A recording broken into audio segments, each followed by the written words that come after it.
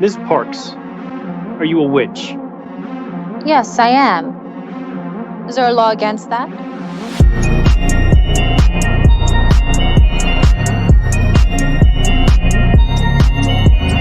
Control yourself!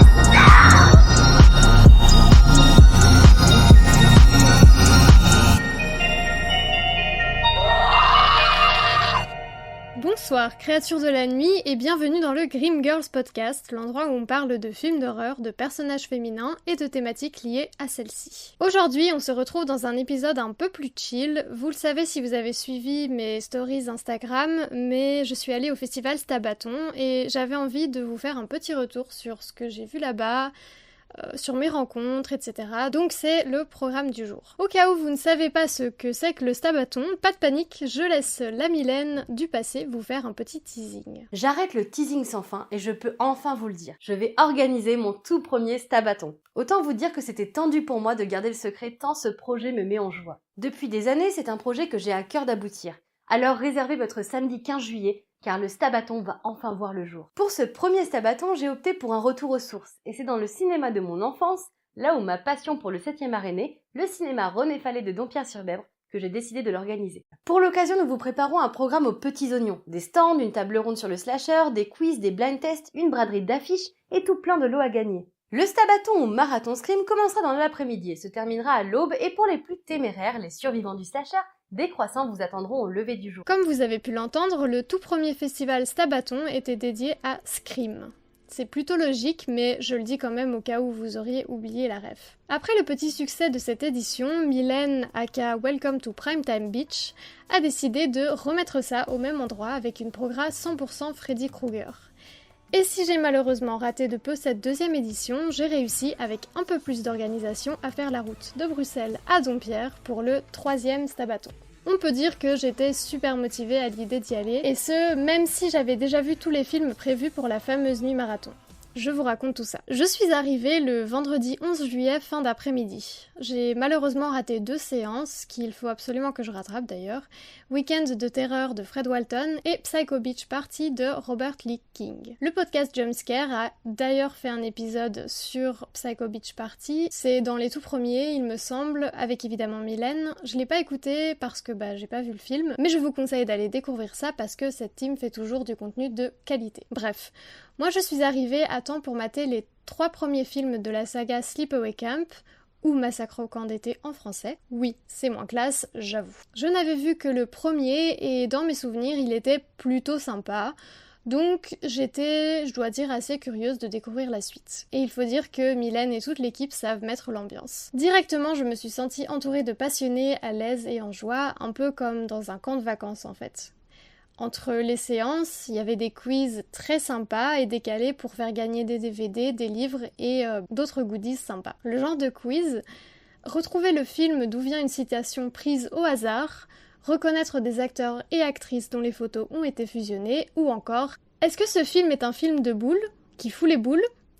Ou les deux. C'était vraiment très drôle et encore une fois ça a contribué à l'ambiance bon enfant dans la salle. J'ai vraiment adoré. On a aussi eu droit à des bandes annonces très random avant chaque film, notamment de Rocula, Nightmare Weekend ou un film avec des tiques tueuses.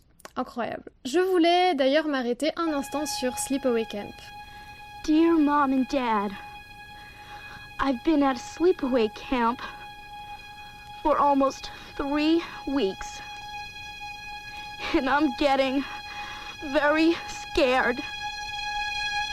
Welcome to Sleepaway Camp. Someone is watching you.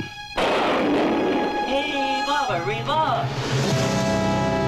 Someone is waiting for you.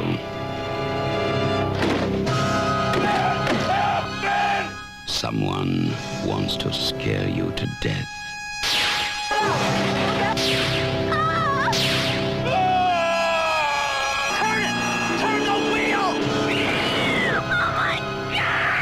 Sleepaway Camp. You won't be coming home.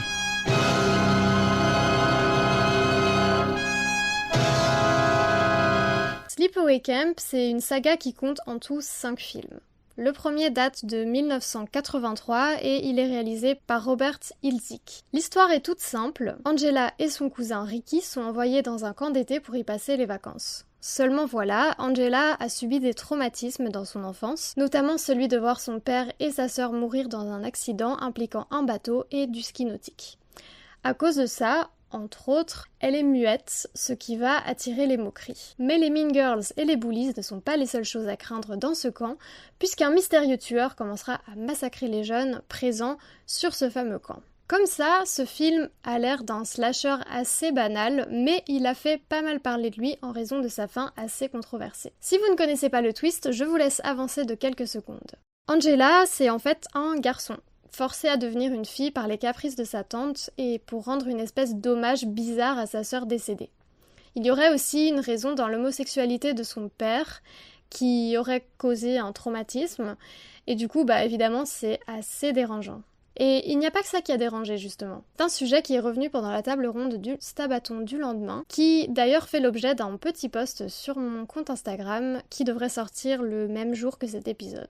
En gros, la représentation trans autour d'Angela a été sujette à pas mal d'interprétations. D'une part, certaines personnes y voient de la grosse transphobie doublée de misogynie, puisque le twist final du film, ce qui finalement semble déranger encore plus que le fait que le tueur est en fait un enfant, c'est qu'Angela a un pénis, ce qui, dans la logique de l'histoire et des personnes l'ayant écrite, fait d'elle un garçon. J'ai lu l'article de la critique féministe trans Willow Maclay sur la question. Je mettrai la référence dans la description pour que vous puissiez le lire d'ailleurs, parce que c'est une perspective qui est assez intéressante, je trouve. Elle y explique qu'on est, tout au long du film, amené à sympathiser avec Angela, qui a tout d'une final girl, jusqu'à ce qu'au dernier moment, il soit révélé qu'elle est en fait le monstre sanguinaire et transgenre. La phrase que le mono dit quand il découvre Angela à la fin ne se réfère pas au fait qu'elle tient la tête découpée d'un campeur dans une main, non. Non, au lieu de commenter ça, il dit un truc du genre « Comment est-ce possible? C'est un garçon !» C'est vrai que c'est ça le plus choquant, mec.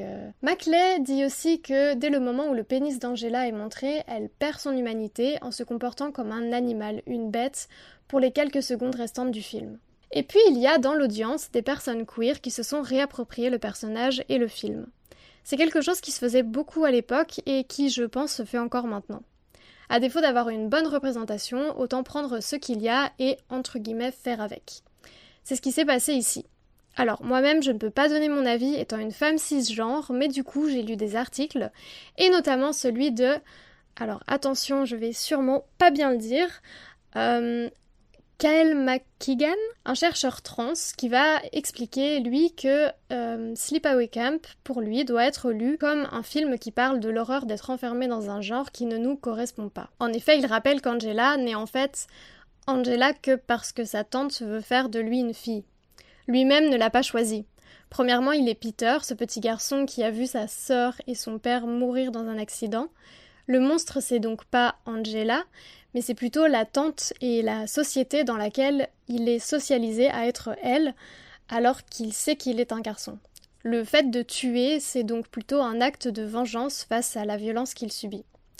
Ça se tient, sauf si on regarde la suite, où dès les premières minutes, on nous dit qu'Angela a fini par se faire opérer pour définitivement avoir un corps féminin. Peter est encore plus cimenté en Angela. Je ne vais pas trop parler des suites, déjà parce que j'ai vu que le deuxième, mais aussi parce que je trouve qu'ils sont moins intéressants à analyser. Passons donc au deuxième jour du festival, le samedi 12 juillet. Il y a eu, comme je l'ai dit, une table ronde avec un focus sur les slashers en camp de vacances, la nostalgie et un aspect un peu plus queer avec, en plus de Mylène, Lily Nelson du podcast Jumpscare, l'autrice Marie Casabonne et le créateur de contenu Very Nasty Stories. Comme je l'ai dit, normalement, vous devriez avoir un petit récap sur mon Insta cette semaine, si pas le même jour où le podcast sort. J'ai eu le temps de passer voir différents stands et acheter quelques petites choses. J'ai acheté notamment le livre Men, Women and Chainsaws de Carol Clover, que j'ai déjà cité ici et là dans le podcast. Je suis d'ailleurs super contente de l'avoir enfin trouvé et de pouvoir le lire. J'ai également acheté un petit quelque chose chez Gentil Art qui fait plein de chouettes choses avec du vitrail. Je vous conseille d'aller regarder sa page Insta, c'est vraiment super quali. Il y avait aussi le stand de Booktopus qui vend des bouquins d'occasion dans toutes sortes de salons. D'ailleurs, les personnes qui gèrent Booktopus sont vraiment adorables. J'ai eu la chance de discuter un petit peu avec et vraiment, ce sont des personnes super gentilles, hyper bienveillantes, donc vraiment, je les recommande. Et puis évidemment, les Mignonstres, dont j'admire le travail et qui a elle aussi était super adorable pendant tout le festival. J'ai d'ailleurs également croisé celui qui est derrière le Horror News Podcast, mais aussi Mylène, forcément, et le reste de la team Jumpscare qui était présente sur place. De super rencontres avec d'autres passionnés qui m'ont évidemment fait super plaisir. Et évidemment, j'étais hyper contente de découvrir de nouveaux films, notamment The Final Girls, qui est un film très chouette. Ce que j'ai beaucoup aimé dans ce film, c'est que il utilise les clichés, il va se les réapproprier et il va en faire quelque chose de, je trouve, plutôt intelligent. Dans The Final Girls, il y a beaucoup de personnages féminins, ce que j'ai trouvé super intéressant et vraiment très beau en fait avec ces différents personnages féminins, c'est que même si de base ils sont plus ou moins dans des clichés, notamment la mean girl et la bimbo, et bien en fait elles se révèlent comme étant des personnes en soi et des personnages développés, ou en tout cas qui sont plus que ces stéréotypes qu'on leur colle. Avec de la sororité et des clichés détournés de façon super drôle et vraiment surprenamment intelligente. Évidemment, j'étais heureuse de voir les destinations finales sur grand écran, mais ce qui a fait mon festival une expérience aussi géniale, aussi unique, ce sont les rencontres. Pour les découvertes, l'ambiance hyper conviviale et pour les rencontres que vous pouvez y faire, je vous recommande à 100% d'aller au Stabaton. C'est peut-être un peu loin de chez vous, mais dites-vous que moi, j'ai fait 7 heures de route et que je les regrette absolument pas une seule seconde, même si évidemment j'étais crevée en rentrant chez moi. Alors l'année prochaine, on s'y voit ? Et voilà mes chers ghouls, c'est tout pour ce petit épisode express. On l'a fait chill cette semaine pour revenir en force avec une petite surprise la prochaine fois. Je vous en dévoilerai plus bientôt. En attendant, je voulais vraiment vous parler du Stabaton parce que j'y ai passé un super moment. Merci à Mylène et à toute l'équipe qui l'a aidé à mettre en place ce projet. Allez lui donner de l'amour et de la force, et nous on se dit à tout bientôt.